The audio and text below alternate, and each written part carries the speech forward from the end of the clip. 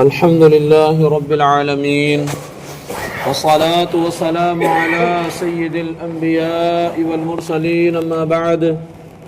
فأعوذ بالله من الشيطان الرجيم بسم الله الرحمن الرحيم أولئك الذين اشتروا الضلالة بالهدى فما ربحت تجارتهم وما كانوا مهتدين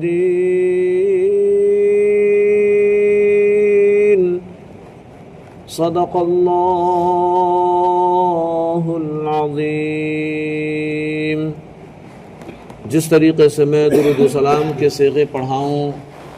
آپ بھی ان درود و سلام کے صیغوں کو دہرائیں.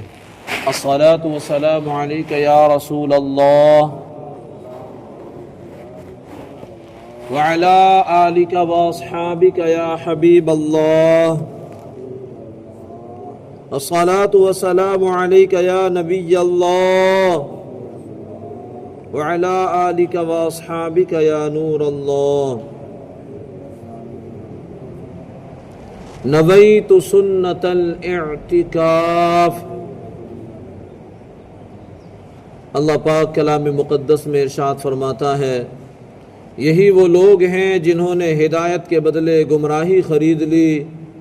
تو ان کی تجارت نے کوئی نفع نہ دیا اور یہ لوگ راہ جانتے ہی نہیں تھے. اشتروا الضلالۃ بالہدی، یہی وہ لوگ ہیں جنہوں نے ہدایت کے بدلے گمراہی خرید لی. ہدایت کے بدلے گمراہی خریدنا یعنی ایمان کی بجائے کفر اختیار کرنا نہایت خسارے اور گھاٹے کا سودا ہے. یہ آیت یا تو ان لوگوں کے بارے میں نازل ہوئی جو ایمان لانے کے بعد کافر ہو گئے، یا یہودیوں کے بارے میں نازل ہوئی جو پہلے تو حضور پاک صلی اللہ علیہ وآلہ وسلم پر ایمان رکھتے تھے مگر جب نبی پاک صلی اللہ علیہ وسلم کی تشریف آوری ہوئی تو مکر گئے، منکر ہو گئے. یا یہ آیت تمام کفار کے بارے میں نازل ہوئی اس طور پر کہ اللہ پاک نے انہیں فطرت سلیمہ عطا فرمائی، فطرت سلیمہ عطا فرمائی، حق کے دلائل واضح کیے، ہدایت کی راہیں کھولی، لیکن انہوں نے عقل و انصاف سے کام نہ لیا اور گمراہی اختیار کی تو وہ سب سے زیادہ نقصان اٹھانے والے تاجر ہیں کہ انہوں نے نفع ہی نہیں اٹھایا بلکہ اصل سرمایہ بھی تباہ و برباد کر دیا. اس سے پتہ یہ چلا کہ بندے کو ہمیشہ اللہ عز و جل کی خفیہ تدبیر سے ڈرتے رہنا چاہیے اور ہمیشہ رب عز و جل کی بارگاہ میں گڑ گڑاتے اور توبہ و استغفار کرتے رہنا چاہیے. حضرت سیدنا ربیعہ بن عثمان تیمی رحمۃ اللہ علیہ فرماتے ہیں ایک شخص بہت زیادہ گناہگار تھا، اس کے شب و روز اللہ پاک کی نافرمانی میں گزرتے، وہ گناہوں کے گہرے سمندر میں غرق تھا. پھر اللہ پاک نے اس کے ساتھ بھلائی کا ارادہ فرمایا اور اس کے دل میں احساس پیدا فرمایا کہ اپنے آپ پر غور کر، اپنے آپ پر غور کر، تو کس روش پر چل رہا ہے. اللہ پاک جب اپنے کسی بندے کے ساتھ بھلائی کا ارادہ کرتا ہے اسے احساس اور گناہوں پر ندامت کی توفیق عطا فرما دیتا ہے. اس پر بھی پاک پروردگار نے کرم فرمایا اور اسے اپنے گناہوں پر شرمندگی ہوئی، غفلت کے پردے آنکھوں سے ہٹ گئے، سوچنے لگا بہت گناہ ہو گئے، بہت گناہ ہو گئے، اب پاک پروردگار کی بارگاہ میں توبہ کر لینی چاہیے. اس نے اپنی زوجہ سے کہا میں اپنے تمام سابقہ گناہوں سے توبہ کرتا ہوں، میں اپنے تمام سابقہ گناہوں پر نادم ہوں، اپنے پاک پروردگار کی بارگاہ میں توبہ کرتا ہوں. وہ رحیم و کریم پروردگار میرے گناہوں کو ضرور معاف فرمائے گا. میں اب کسی ایسی ہستی کی تلاش میں جا رہا ہوں جو اللہ پاک کی بارگاہ میں میری سفارش کرے.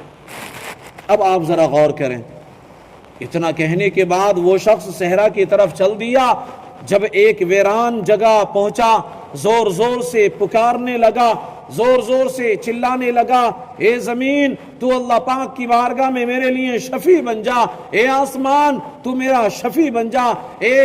اللہ پاک کے معصوم فرشتوں تم ہی میری سفارش کر دو. وہ زار و قطار روتا رہا، اسی طرح صدائیں بلند کرتا رہا، ہر چیز سے کہتا رہا تم میری سفارش کر دو، تم میری سفارش کر دو، میں اب اپنے گناہوں پر شرمندہ ہوں، اپنے اور سچے دل سے تائب ہو گیا ہوں۔ وہ شخص مسلسل اسی طرح پکارتا رہا، بلا آخر روتے روتے بے ہوش ہو کر زمین پر منہ کے بل گر گیا۔ خوف اتنا طاری ہوا کہ لرزہ طاری ہو گیا، اور پھر اس خوف کی وجہ سے وہ بے ہوش ہوا اور منہ کے بل زمین پر گر گیا۔ اس کی اس طرح سے آہوزاری اور گناہوں پر ندامت کا یہ انداز مقبول ہوا، اور اس کی طرف ایک فرشتہ بھیجا گیا جس نے اسے اٹھایا، اس کے سر سے گرد و غبار صاف کی، کہا اے اللہ پاک کے بندے، تیرے لیے خوشخبری ہے کہ تیری توبہ اللہ پاک کی بارگاہ میں قبول ہو گئی، تیری توبہ اللہ پاک کی بارگاہ میں قبول ہو گئی۔ اللہ اکبر۔ اس پر وہ بہت خوش ہوا، کہنے لگا اللہ پاک آپ پر رحم فرمائے، اللہ پاک کی بارگاہ میں میری سفارش کون کرے گا، وہاں میرا شفیع کون ہوگا؟ فرشتے نے جواب دیا، تیرا اللہ پاک سے ڈرنا یہ ایک ایسا عمل ہے جو تیرا شفیع ہوگا، تیرا یہی عمل بارگاہ خدا بندی میں تیری سفارش کرے گا۔ اور مسلمانوں، یہاں سے پتہ چلا کہ خوف خدا رکھنے والا مومن یہ بہت قسمت والا ہے۔ اور ایک جگہ تو یوں اس کے تعلق سے ارشاد فرمایا گیا کہ جو اللہ عز و جل کے خوف سے لرزہ و ترسا رہتا ہے، میرا اللہ اسے 2 جنتیں عطا فرمائے گا۔ وَلِمَنْ خَافَ مَقَامَ رَبِّهِ جنتان، جو رب کے خوف سے لرزہ و ترسا رہا، اللہ پاک اسے 2 جنتیں عطا فرمائے گا۔ سبحان اللہ، 7,000 آفرین اس نوجوان پر کہ جب اس پر گناہوں کے سبب اللہ پاک کی بارگاہ میں شرمندہ ہونے کا خوف غالب آیا تو اس نے اپنے تمام گناہوں سے سچی توبہ کر لی، اور روز قیامت اللہ پاک کی بارگاہ میں اپنی سفارش کرنے والے کی تلاش میں نکلا تو اللہ پاک نے ایک فرشتے کے ذریعے اسے توبہ قبول ہو جانے کی خوشخبری سنائی۔ یہ بہت بڑی سعادت مندی کی بات ہے۔ یقیناً جن خوش نصیبوں کو صحیح معنوں میں اللہ پاک کا خوف نصیب ہو جائے، وہ خلوت ہو یا جلوت، ہر حال میں اللہ پاک سے ڈرتے ہیں اور ارتکاب گناہ سے بچنے کی کوشش کرتے ہیں۔ ہمیں بھی پکا عزم کر لینا چاہیے کہ ہم بھی تمام گناہوں سے بچنے کی حتی الامکان کوشش کریں گے، نماز پنجگانہ با جماعت ادا کریں گے، تلاوت قرآن کرتے رہیں گے، درود و سلام کی کثرت کریں گے، جھوٹ سے بچیں گے، غیبت سے بچیں گے، بغض و کینہ سے بچیں گے، حسد و تکبر سے بچیں گے، مسلمانوں کو تکلیف دینے سے بچیں گے، اور بھی جتنے ایسے گناہ ہیں ان تمام گناہوں سے انشاءاللہ بچتے ہوئے زندگی گزارنے کی کوشش کریں گے انشاءاللہ الکریم۔ اللہ پاک ہم سب کو ان چند نصیحتوں پر عمل کرنے کی توفیق عطا فرمائے۔ الحمدللہ رب العالمین، والصلاة والسلام علی سید الانبیاء والمرسلین۔ یا رب مصطفیٰ رسول کریم صلی اللہ علیہ وسلم کے واسطے ہمارے والدین کی، ہمارے استاد و پیر کی اور ساری امت مسلمہ کی مغفرت فرما دے۔ اے اللہ، کلام مقدس کی تلاوت کی، اس کا ترجمہ بیان کیا، اس کی تفسیر بیان کی، مولا اسے اپنی بارگاہ میں قبول و مقبول فرما لے۔ فیضان قرآن سے مولا ہم سب کو مالا مال کر دے، قرآن کی پوری ہدایت عطا فرما دے۔ اے اللہ، کلام مقدس کے صدقے مولا ہم سب کی جملہ پریشانیاں دور کر دے، بیماریاں دور کر دے، تنگ دستیاں دور کر دے، بے روزگاریاں دور کر دے، بے اولادیاں دور کر دے۔ مولا ہم سب کو سچا پکا عاشق رسول بنا دے۔ اے اللہ، تیری رضا والے کاموں میں لگا دے، تیری ناراضگی والے کاموں سے بچا لے، نیک محافل میں شرکت کرنے والا بنا دے، نیک لوگوں کی صحبت نصیب فرما دے، نیک محافل میں شرکت کا ذوق و شوق عطا فرما دے۔ اے اللہ، تمام عالم کے مسلمانوں کی جان، مال، عزت، آبرو، بالخصوص ایمان اور عقیدے کی حفاظت فرما۔ اے اللہ، بالخصوص ہمارے پیارے پیارے ملک ہندوستان کی حفاظت فرما، ملک ہندوستان میں رہنے والے مسلمانوں کی حفاظت فرما۔ اے اللہ بالخصوص فلسطین کے مسلمانوں کی غیب سے مدد فرما، اے اللہ غزہ کے مسلمانوں کی مدد فرما، برما کے مسلمانوں کی مدد فرما، پوری دنیا کے مسلمانوں کی مدد فرما، جہاں جہاں بھی مسلمانوں پر ظلم و تشدد کیا جا رہا ہے، ان پر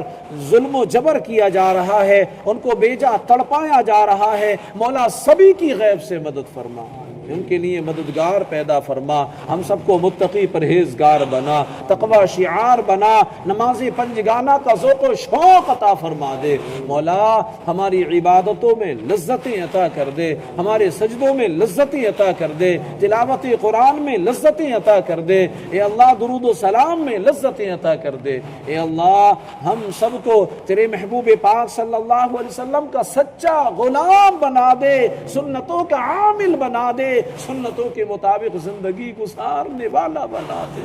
اے اللہ ہماری دعاؤں پر اپنے محبوب کریم رؤوف الرحیم علی کا تحیت و تسلیم کے صدقے طفیل رحمت کی نظر فرما دے۔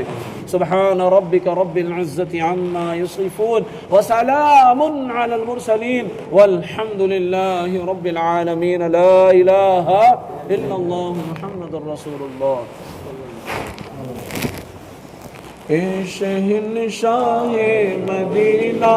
الصلاۃ والسلام، اے شہنشاہ مدینہ الصلاۃ والسلام، زینت عرش معلا، زینت عرش معلا الصلاۃ والسلام، اے شہنشاہ مدینہ الصلاۃ والسلام، مومنوں پڑھتے رہو تم اپنے آقا پر درود، مومنوں پڑھتے رہو تم آقا پر درود، ہے فرشتوں کا وظیفہ، ہے فرشتوں کا وظیفہ الصلاۃ والسلام، اے شہنشاہ مدینہ الصلاۃ والسلام، زینت عرش معلا، میں وہ سنی ہوں جمیل قادری مرنے کے بعد، میں وہ سنی ہوں جمیل قادری مرنے کے بعد، میرا لاشا بھی پڑھے گا، میرا لاشا بھی پڑھے گا الصلاۃ والسلام، اے شہنشاہ مدینہ الصلاۃ والسلام، زینت عرش معلا الصلاۃ والسلام، الصلاۃ والسلام علیک یا رسول اللہ، الصلاۃ والسلام علیک یا حبیب اللہ، الصلاۃ والسلام علیک یا نبی اللہ، وعلی آلک واصحابک یا نور اللہ، صلی اللہ تعالی علیہ وسلم، سبحان ربک رب العزت عما یصفون وسلام علی المرسلین والحمد للہ رب العالمین، لا الہ الا